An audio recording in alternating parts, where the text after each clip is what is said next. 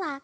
Agora nós vamos apresentar nossa avaliação processual 3 da disciplina de Patologia, eixo A. É um vídeo sobre um caso clínico com diagnóstico de embolia gordurosa.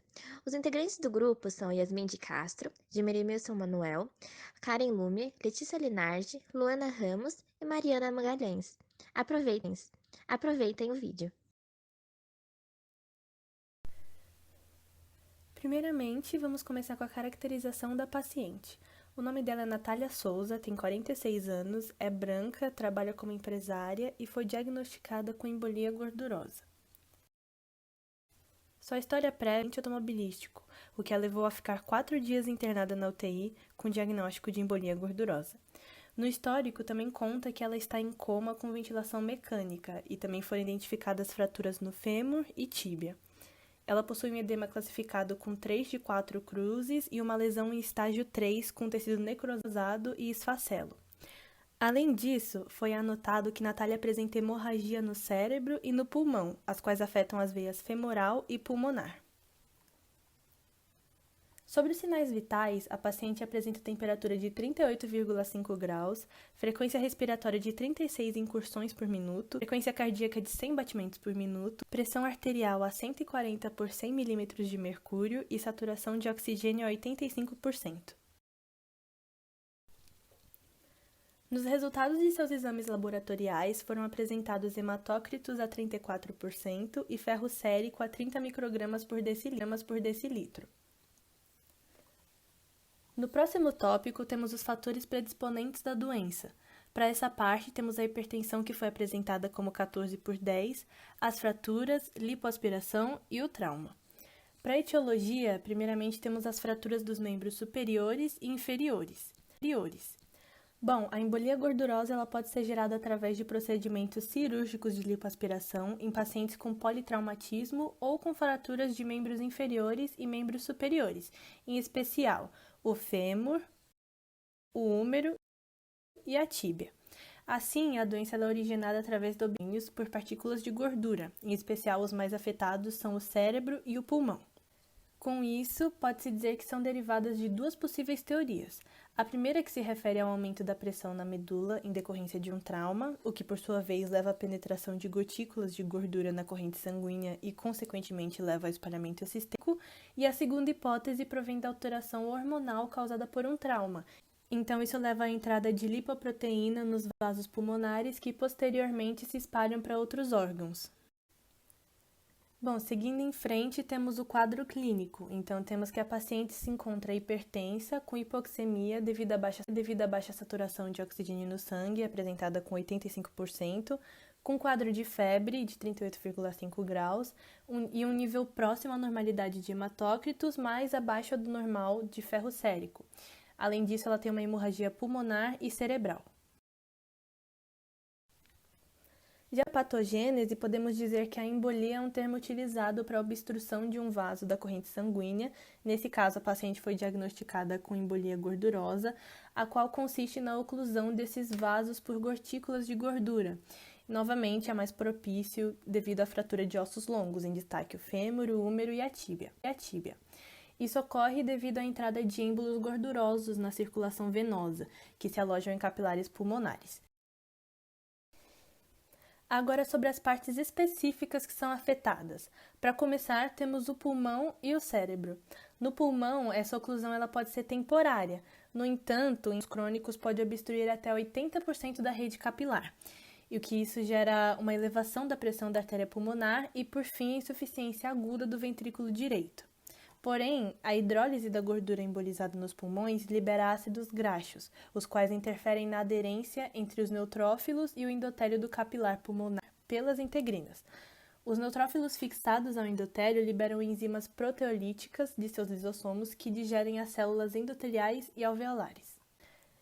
E sobre o cérebro, ele é o segundo órgão mais atingido, então essa oclusão pode gerar alterações neurológicas culminantes no coma. A paciente em questão sofreu um trauma. Por consequência disso, o osso sofreu uma deformidade. Então, isso aumentou a pressão inspiratória máxima dentro dele. Com isso, ocorreu o rompimento de vasos e células adipócitas, o que acabou gerando a liberação de gotículas de gordura que são embolizadas através das chamadas vênulas e sinusoides do canal medular. Sobre o edema, essa gordura embolizada ela sofre hidrólise pela lipase, o que origina os ácidos graxos livres que agem toxicamente sobre o endotélio capilar e intensificam a ação das integrinas. Então, isso aumenta a adesão dos neutrófilos às células endoteliais, o que acaba facilitando também a ação das enzimas proteolíticas, as que fazem parte da coagulação do sangue. O resultado dessas reações é a ruptura da rede capilar, seguida de hemorragia e edema nos órgãos que foram afetados. Por fim, a dificuldade respiratória. Então, com esse processo citado agora da parte do edema, ocorre dos mastócitos e também a liberação de histamina. Isso causa broncoconstrição e acaba dificultando a ventilação pulmonar. E para finalizar, as estratégias de diagnóstico e os achados laboratoriais. Em relação à estratégia, foram pedidos exames laboratoriais, exames de imagem e eletrocardiograma para verificar os problemas causados pelo acidente automobilístico que a paciente sofreu.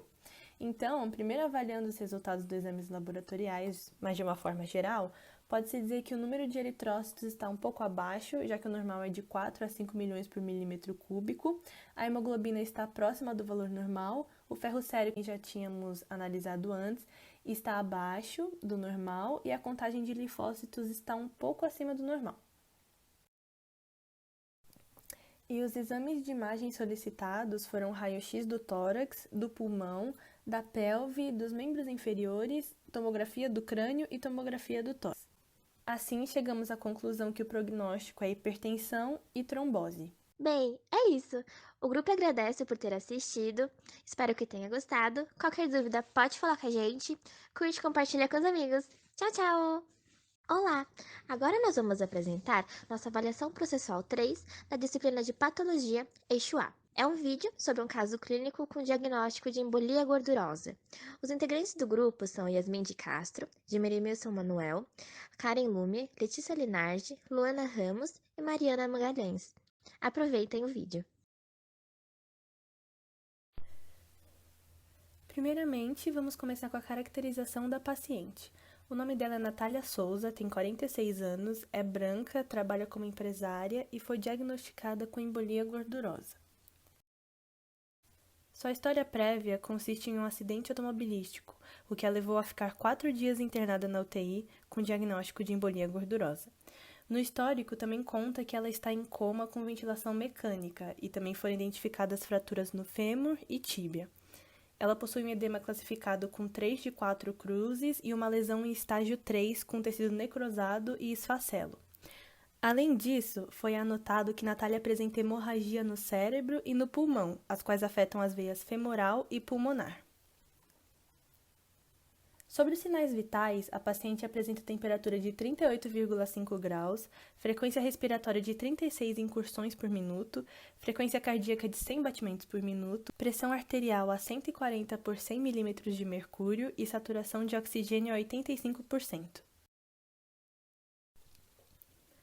Nos resultados de seus exames laboratoriais foram apresentados hematócritos a 34% e ferro sérico a 30 microgramas por decilitro. No próximo tópico, temos os fatores predisponentes da doença. Para essa parte, temos a hipertensão que foi apresentada como 14/10, as fraturas, lipoaspiração e o trauma. Para a etiologia, primeiramente temos as fraturas dos membros superiores e inferiores. Bom, a embolia gordurosa ela pode ser gerada através de procedimentos cirúrgicos de lipoaspiração em pacientes com politraumatismo ou com fraturas de membros inferiores e membros superiores, em especial o fêmur, o húmero e a tíbia. Assim, a doença é originada através da obstrução dos vasos sanguíneos por partículas de gordura, em especial os mais afetados são o cérebro e o pulmão. Com isso, pode-se dizer que são derivadas de duas possíveis teorias. A primeira que se refere ao aumento da pressão na medula em decorrência de um trauma, o que por sua vez leva à penetração de gotículas de gordura na corrente sanguínea e consequentemente leva ao espalhamento sistêmico, e a segunda hipótese provém da alteração hormonal causada por um trauma. Então isso leva à entrada de lipoproteína nos vasos pulmonares que posteriormente se espalham para outros órgãos. Bom, seguindo em frente, temos o quadro clínico. Então, temos que a paciente se encontra hipertensa, com hipoxemia devido à baixa saturação de oxigênio no sangue, apresentada com 85%, com quadro de febre de 38,5 graus e um nível próximo à normalidade de hematócritos, mais abaixo do normal de ferro sérico. Além disso, ela tem uma hemorragia pulmonar e cerebral.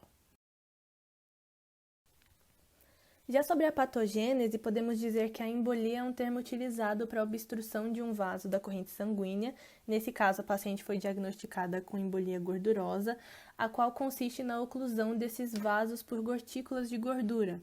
Novamente, é mais propício devido à fratura de ossos longos, em destaque o fêmur, o húmero e a tíbia. Isso ocorre devido à entrada de êmbolos gordurosos na circulação venosa, que se alojam em capilares pulmonares. Agora sobre as partes específicas que são afetadas. Para começar, temos o pulmão e o cérebro. No pulmão, essa oclusão ela pode ser temporária. No entanto, em casos crônicos, pode obstruir até 80% da rede capilar. E o que isso gera uma elevação da pressão da artéria pulmonar e, por fim, a insuficiência aguda do ventrículo direito. Porém, a hidrólise da gordura embolizada nos pulmões libera ácidos graxos, os quais interferem na aderência entre os neutrófilos e o endotélio do capilar pulmonar pelas integrinas.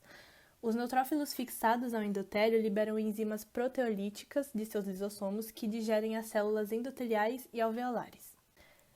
E sobre o cérebro, ele é o segundo órgão mais atingido, então essa oclusão pode gerar alterações neurológicas culminantes no coma.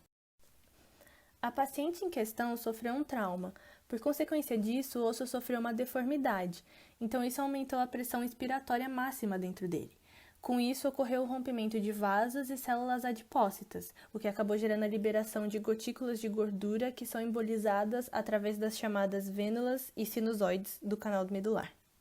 Sobre o edema, essa gordura embolizada ela sofre hidrólise pela lipase, o que origina os ácidos graxos livres que agem toxicamente sobre o endotélio capilar e intensificam a ação das integrinas.